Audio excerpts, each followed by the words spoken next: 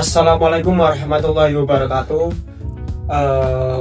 Pada kesempatan video kali ini saya akan membahas apa itu normativitas dan juga historisitas dalam metodologi studi Islam. Oke, sebelum masuk ke dalam videonya, izinkan saya memperkenalkan diri terlebih dahulu. Nama saya Muhammad Alvan Najwan, biasa dipanggil Juan, mahasiswa aktif semester 3 Komunikasi Penyiaran Islam, dengan nomor induk mahasiswa 304240018. Oke teman-teman, pernah nggak sih kita itu bingung kenapa ajaran Islam itu kadang terasa tetap, namun di sisi lain kadang itu juga bisa menyesuaikan dengan perkembangan zaman. Nah, itulah yang disebut dengan normativitas dan juga historisitas dalam studi Islam. Islam adalah agama yang diturunkan oleh Allah Subhanahu wa Ta'ala melalui malaikat Jibril, kemudian kepada Nabi Muhammad yang berupa wahyu, yaitu Al-Quran, untuk disebarluaskan kepada seluruh umat yang ada di muka bumi ini. Nah, namun wahyu sendiri itu turun tidak di dalam ruangan yang kosong. Wahyu itu turun di tengah-tengah keadaan manusia yang sering mengalami perubahan budaya dan juga sejarah. Nah, disinilah muncul dua sisi penting dalam studi Islam yang biasa disebut normativitas. Apa sih itu normativitas? Yaitu sebuah ajaran yang bersumber dari wahyu Allah Subhanahu wa Ta'ala dan itu bersifat tetap.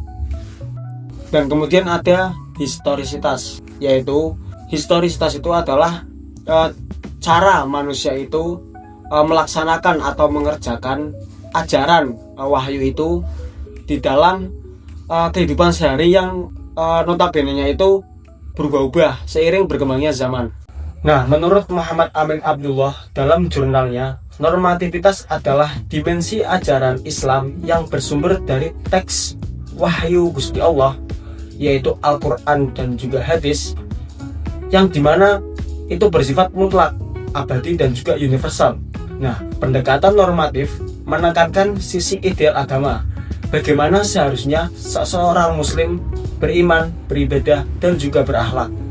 Oke, kita masuk ke segmen yang kedua, yaitu memahami historisitas. Apa sih itu historisitas? Menurut Fazlur Rahman dan juga dijelaskan oleh Nasihatotul Jannah dalam jurnalnya, historisitas itu adalah dimensi yang melihat agama dalam konteks sejarah dan kehidupan manusia. Nah, pendekatan ini berusaha memahami bagaimana ajaran Islam itu dijalankan dalam situasi sosial, budaya, dan juga ekonomi yang berbeda-beda. Nah, dalam normativitas dan juga historisitas itu ada yang namanya dialog antara teks dan konteks. Nah, menurut para pemikir Islam seperti Muhammad Amin Abdullah, Fazlur Rahman, dan juga Azumardi Azra, pertemuan antara normativitas dan juga historisitas ini bukan pertentangan, tapi dialog yang produktif. Nah, kalau hanya fokus pada normativitas, kita itu bisa jadi kaku dan sulit beradaptasi. Nah, juga sebaliknya, kalau semisal kita hanya fokus pada historisitas saja, kita itu bisa kehilangan arah dan juga kehilangan nilai ilahiyah yang bersifat tetap itu. Nah, kemudian M. Amin Abdullah membagi studi Islam ke dalam 3 wilayah utama. Wilayah yang pertama itu ada yang namanya teks asli, yaitu teks asli Al-Quran dan juga Sunnah, yang dimana itu bersifat normatif dan mutlak. Nah, kemudian wilayah yang kedua itu ada pemikiran Islam, yaitu hasil ijtihad para ulama yang mentafsirkan teks dari Al-Quran dan juga Sunnah. Nah, kemudian ada wilayah yang ketiga, yaitu praktik umat Islam, yaitu bagaimana ajaran itu dijalankan dalam kehidupan sehari-hari dalam konteks sosial dan juga budaya. Nah, mengapa kontekstualisasi itu penting? Dalam jurnal karya Az-Yumadi Azra, dalam jurnalnya ia mengatakan bahwa tradisi Islam perlu dimodernisasi agar tetap relevan dengan seiring perkembangan zaman. Nah, ini itu bukan berarti mengubah ajaran, tetapi menghidupkan nilai-nilai dalam Islam dalam bentuk yang sesuai dengan perkembangan zaman. Nah, kalau kita berpegang pada teks tanpa memahami konteks, maka Islam bisa terkesan kaku dan juga tertinggal.